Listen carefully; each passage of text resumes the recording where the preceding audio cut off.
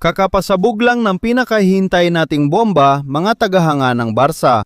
Natapos na ang laban ng Argentina at si Julian Alvarez mismo ang humarap sa media para kumpirmahin ito, para tuparin ang pangarap ng lahat ng Barcelonista. Ilang minuto lang ang nakalipas, natupad na ang paharap ni Julian Alvarez.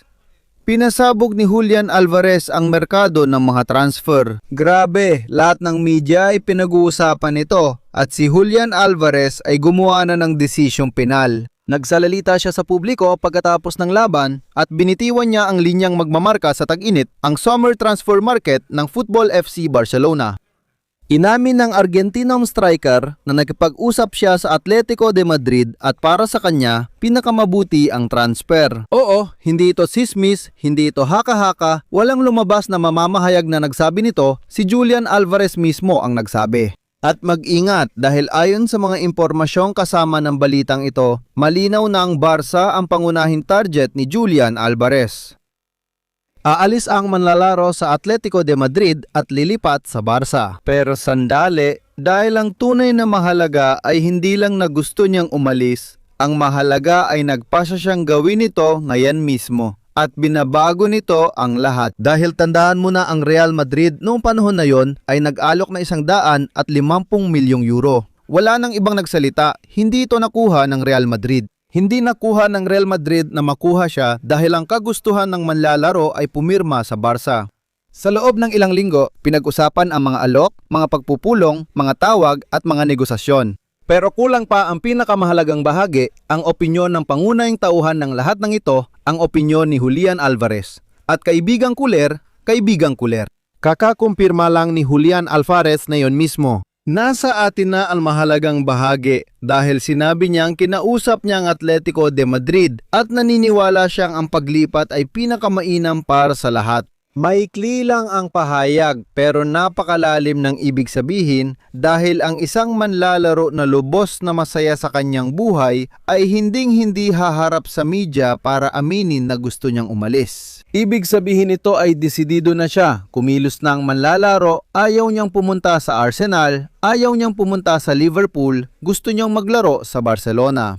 At dito lumalabas ang pinakamahalaga. At matagal na talagang itinuturing ni Deco at Laporta si Julian Alvarez bilang perpektong striker, ang pinakaangkop na striker, ang walang kapantay na striker. Siya dapat ang mamuno sa proyekto ni Hansi Flick kasama si Lamine Yamal. Isipin nyo si Julian Alvarez, Lamine Yamal at Pedri.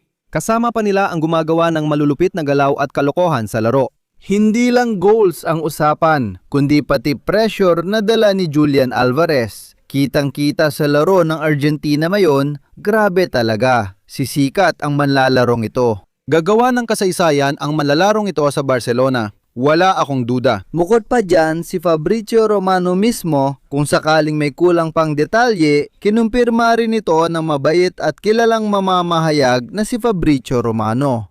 Iniulat niya ito sa mga nakaraang oras. Sinabi niya na pareho pa rin ang interes ng Barca gaya ng dati at naghihintay ang Atletico de Madrid kung magdedesisyon ang manlalaro at kung mag-aalok ang Barcelona. Alam na natin na may alok na 100 milyong euro sa mesa. Sa tingin ko, oras na para sa Barca na makipagnegosasyon. Oras na rin para sa Barca na gumawa ng hakbang muli. At ang club na Rojiblanco ay nananatili. Alam na natin na ilang linggo na ring nasabi, nananatili na sa simula pa lang ay hindi nila ibebenta ang manlalaro at pinaalala nila na anumang transaksyon ay kailangang direktang pag-usapan sa kanila. Kapag nangyari na ito, kapag si Julian Alvarez ay nagpasya ng ihulog ang bomba, hindi ibig sabihin na magiging mas madali ang lahat. Dahil kapag sinabi na ng manlalaro sa loob ng club na gusto niyang umalis, hindi na pera ang pinag-uusapan dito. Hindi na pinag-uusapan ang presyo o kahit ano pa. Napag-usapan na ang kagustuhan ng manlalaro at alam na ng Barca na gusto ni Julian pumunta, kaya hindi na kailangan pa siyang kumbinsihin.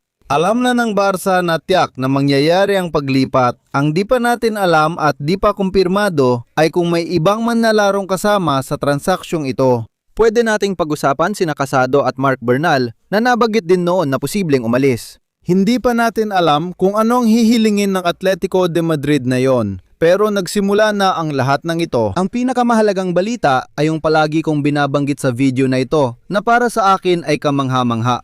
Pindutin ang like at mag-subscribe dahil ako lang ang nababalita nito sa'yo. Wala pang ibang nag-uusap dito ngayon. Ilang minuto pa lang ang nakalipas mula nang makumpirma ang balita at marami na ngayon ang magtatanong, bakit na ba ang Barca? Ang sagot ay medyo simple lang. Dahil sa larangan ng sports, ito ang proyektong pinakaangkop kay Julian. Sasabihin ko rin, kasi si Julian galing maglaro sa Atletico de Madrid kung saan hindi niya na ipapakita ang laro niya sa gusto niyang paraan. At gusto rin ni Hansi Flick ng isang striker na makakagawa ng mga goal. Pero gusto rin niya ng isang gumagawa ng pressure na napag-usapan na rin natin na magiging napakahalaga. Kaya yan ni Julian Alvarez at sigurado akong mag-excel siya sa Barcelona.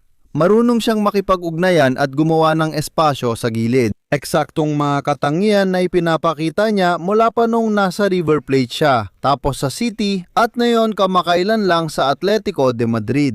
Bukod pa dyan, alam ng Barca na kailangan ni Lewandowski ng mahusay na kapalit, isang dekalidad na pamalit. Ibig sabihin, hindi pwedeng kumuha lang ng panakip butas at hindi pwedeng sumugal lang na parang, sige, kukuha ako ng isang player at titingnan kung ano ang mangyayari. Hindi. Ang Barca, sa mga intensyon nito na, alam mo na, lumaban sa Champions, bakit hindi natin sabihin ng direkta? Kailangan nilang kumuha ng isang player na kasing galing ni Julian Alvarez mismo. Gustong-gusto ko ang ganitong klaseng signing.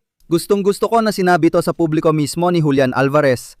Sa loob ng club, naniniwala sila na taglay ni Julian ang lahat ng perpektong katangian para maging isa sa pinakamagagaling na striker sa mundo.